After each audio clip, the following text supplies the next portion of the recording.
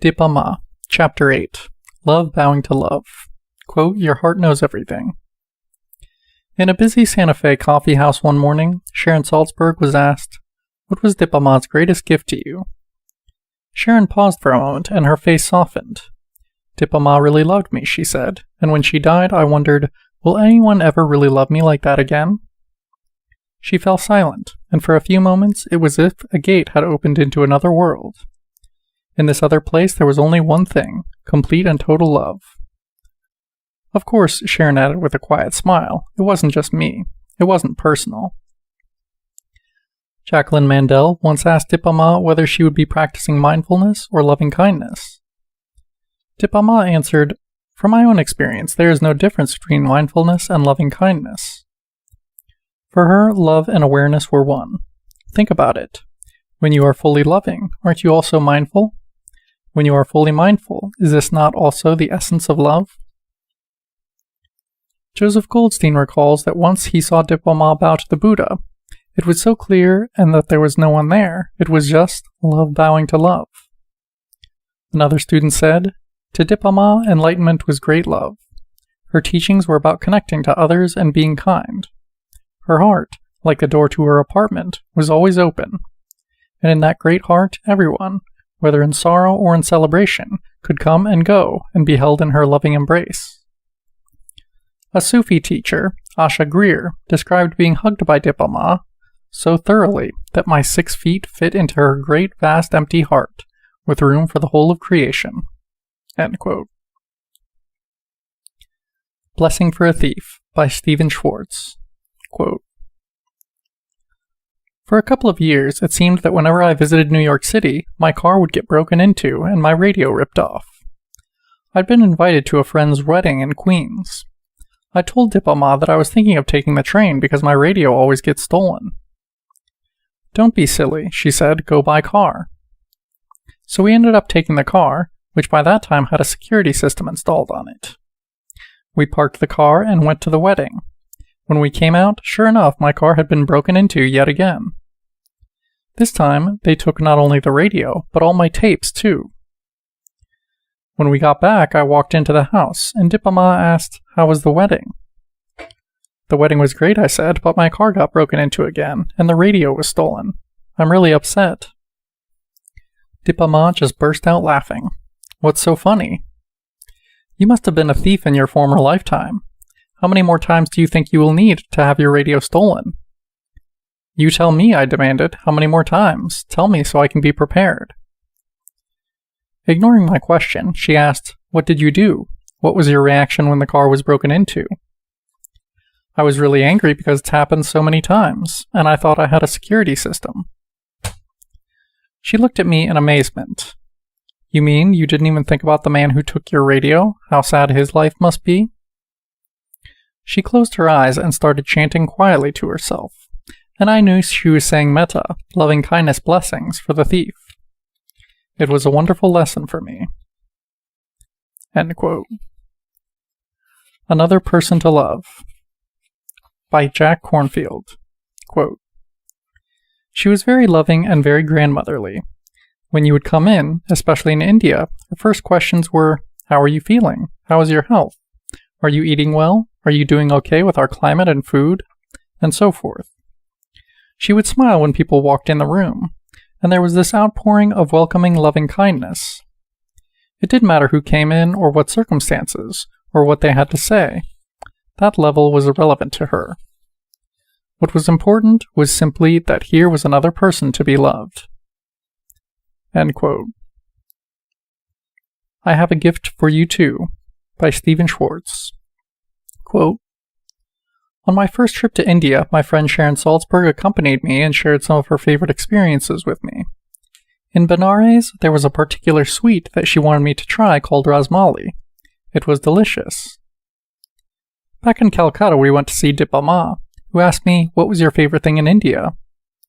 I imagine the right answer would have been something like, I prayed in a temple in Bodh Gaya, or I saw a wonderful picture of the Buddha, or I went on retreat.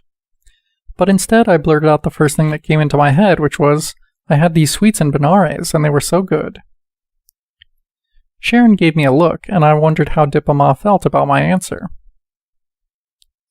Later, leaving Calcutta, we stopped by her house to pay respects on our way to the airport. We bowed and offered her a gift. "I have a gift for you too," she said, setting some rasmali sweets before us. She had sent a friend of Dipa's searching all over Calcutta to find the sweet I had tasted in Benares. I was so moved by this act of giving me anything I wanted, whatever it was. If I said I enjoyed it, she would feed that part of me. End quote. Loving Kindness for Your Mother by Jack Kornfield. Quote, I met a man who had practiced in India in the late 60s and early 70s.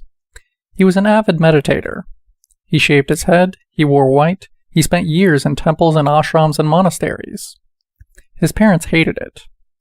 He was probably in his early 30s at the time, and his parents thought he should be in medical school or law school.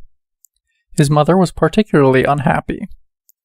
It was as if he had died, as if she had lost a son. Whenever he went to see Dipama, she would ask him about his mother. How is your mother doing? How is she doing? When you do your sittings, are you doing metta for your mother? Every time you sit, you should put your mother in your heart and send her loving kindness. One time, she reached under the mattress in her back room and pulled out a roll of Indian banknotes. She took out a 100-rupee note, worth about $12, which was a lot of money for her. She put it in his hand, closed his fingers over it, and said, "Go buy a present and send it to your mother." That was how she taught. End quote. Strokes for All by Stephen Schwartz. Quote, when Dipama first got to our New England house, she and Rishi were nervous about the dog. She had never lived in a house where the dog stayed inside. Dogs in her Calcutta neighborhood were generally unhealthy, so having dogs in the house just didn't make sense. Over a couple of weeks, though, this wonderful transformation happened between her and the dog. Dog was the first English word that she learned. Every morning she would come downstairs and say in halting English, "Dog, where is dog?" And our dog Yates would come running over, and she would get down on her knees and stroke him with loving kindness, just like she stroked me and the other meditators. Yates really appreciated this. It was very beautiful to watch the two of them connect, in part because she was nervous at the outset. You could see that there was this conditioning that was part of her culture. But she just took him into her heart, and they became great friends. The day she left, she went over to Yates and got down and talked to him and gave him a special loving-kindness prayer. End quote. Angarika Teddy by Buzz Busowitz. Quote, while Dipama was at IMS in 1984, I spotted a big teddy bear sitting atop the trash to be picked up in the neighborhood. I rescued it and gave it to Dipama's grandson Rishi, who was also here with his mom. We named the bear Anagarika Teddy. One meaning for Anagarika is literally the homeless one. When Dipa and family left IMS, Teddy remained in my care, and I more or less forgot about him. A couple of years later, I went to India and visited Dipama in Calcutta. When she saw me, she immediately asked, "How is Anagarika Teddy?" She had not forgotten even a teddy bear saved from the trash. I was taken aback. It made me realize how much she must also care for living, breathing beings like myself. It revealed to me a clarity of her mind as well. End quote. When the Heart is Not Afraid by Sharda Rajal. Quote, when Dipama was about to leave the Insight Meditation Society, a whole group of us, 20 or so, were standing near her, holding our hands together at our hearts. For some reason, just before she got in the van, she turned to me and put her hands on my hands, looked me right in the eye, remarkably close, and held my hands in silence. She stared at me with utter love, utter emptiness, utter care. During this minute, she gave me a complete, heartfelt transmission of loving kindness. There was Shakti, spiritual energy, just pouring from her. Then she turned around and slowly got into the car. In this one moment, she showed me a kind of love I had never experienced before. It was a rare kind of love without separation or differences. This was my first taste of what can happen in the presence of an enlightened being. That moment is just as powerful as if it had happened yesterday. Knowing this love and seeing that it's possible to give it to others has been a real inspiration for me on my path. Dipa Ma is an example of how, when the heart is not afraid, the love can just pour through. End quote. This Life is in Trouble by Wendy Palmer. Quote, there was a period in my life when I was deeply unhappy. My marriage was on the rocks, and I was ashamed of my lack of patience as a mother. Ironically, it was a time when, to the outside world, my life looked fine and successful. I should have been happy.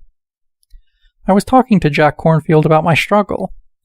He mentioned that there was a wonderful woman teacher he had met in India who was visiting nearby at Sylvia Boorstein's house. When I arrived at Sylvia's, I was shown up to the attic room.